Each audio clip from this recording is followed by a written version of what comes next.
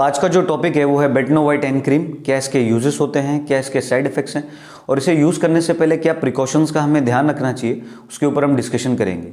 बेटनो white N cream एक प्रकार का टॉपिकल स्टेरॉइड होता है जो कि नंबर ऑफ रीजन से इस्तेमाल किया जाता है। अगर आपको किसी भी प्रकार की स्किन इन्फ्लामेटरी कंडीशन की समस्या होती है, मीन्स अगर आपको एक्जिमा की समस्या होती है या डर्मेटाइटिस की समस्या होती है, उसमें इसका काफ़ी अच्छा रोल होता है। और इसके अलावा ये आपकी स्किन से रेडनेस को कम कर देता है, इरिटेशन को कम कर देता है, इवन इन्फ्लामेशन को भी ये कम कर देता है। तो इसका काफ़ी अच्छा रोल होता है और ये अवेलेबल होती है cream as well as ointment के फॉर्म में। और बाज़ार में ज़्यादातर अगर हम देखते हैं तो ये ब्रांड नेम्स में अवेलेबल होती है। अगर इसके ब्रांड नेम्स की बात करें तो ये बेडसेट एन क्रीम के नाम से अवेलेबल होती है, बेटमो एन क्रीम के नाम से अवेलेबल है, इसके अलावा बेटजी एन क्रीम के नाम से अवेलेबल होती है। तो ये कुछ ब्रांड नेम्स के नाम थे जो ये अवेलेबल होती है उनके नाम से। और इसके अलावा ये एक ऐसी पर्टिकुलर मेडिकेशन होती है जो कि कॉम्बिनेशन है।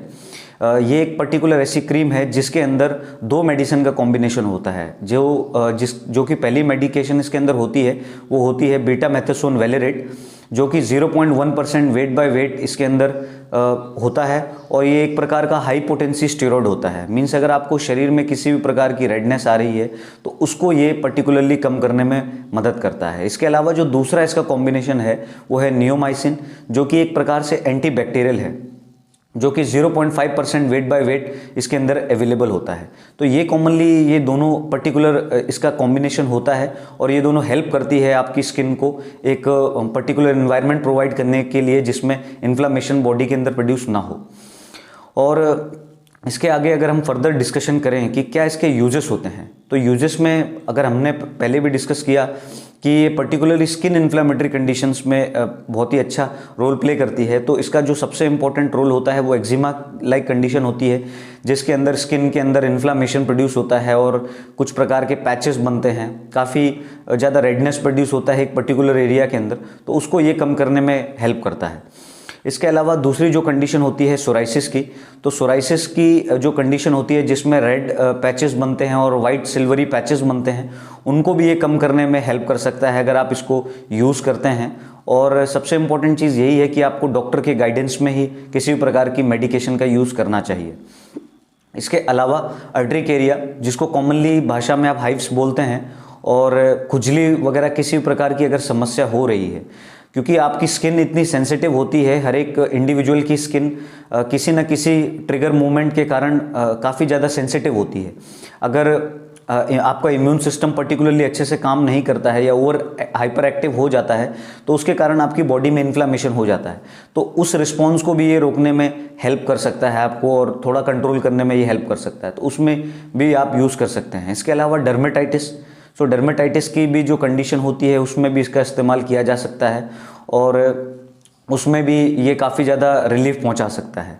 या फिर किसी भी प्रकार का आपको अगर इंसेक्ट के कारण आपको एक पर्टिकुलर एरिया में रेडनेस महसूस हो रही हो, तो अगर कोई इंसेक्ट भी बाइट कर लेता है तो उसमें भी इसका काफ़ी अच्छा रोल हो जाता है।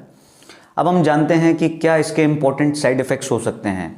सबसे इम्पॉर्टेंट चीज़ ये है कि साइड इफ़ेक्ट्स हर एक इंडिविजुअल में डिफरेंट हो सकते हैं। हर एक इंडिविजुअल की जो कैपेबिलिटी होती है और जो बॉडी के अंदर जो मेटाबॉलिज्म होता है वो डिफरेंट होता है, तो उसके कारण भी काफ़ी डिफरेंट साइड इफ़ेक्ट्स होते हैं कि वो उसको पहले से ऑलरेडी कोई डिसीज़ तो नहीं है, तो उस पर डिपेंड करता है।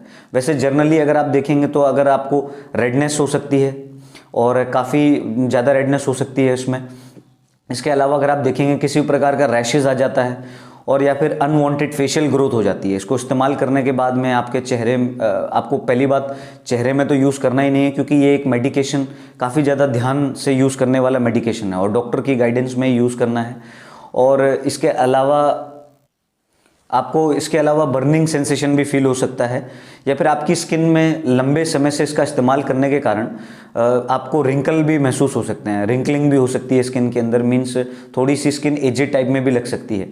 तो आपको अगर किसी भी प्रकार का साइड इफेक्ट दिखता है तो आपको फ़ौरन ही डॉक्टर से कांटेक्ट करना चाहिए।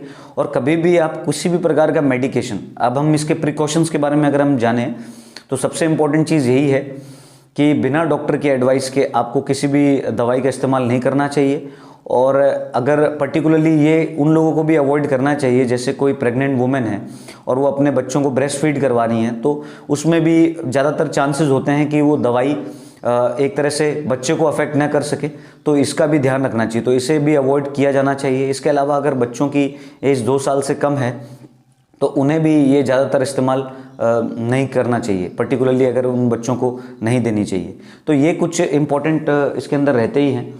और आपको ये भी याद रखना पड़ेगा क्योंकि हमारी बॉडी का जब इन्फ्लामेशन शरीर के अंदर तभी प्रोड्यूस होता है जब हमारी बॉडी के अंदर एक रिस्पॉन्स आता है, इम्यून सिस्टम अपना रिस्पॉन्स करता है, तो उस पर्टिकुलर एरिया के अंदर रेडनेस महसूस हो जाती है। तो ये कुछ इंपॉर्टेंट फैक्टर्स होते हैं जो आपको ध्यान रखना है।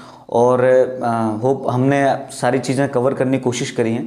So hope you like the video. Thank you friends.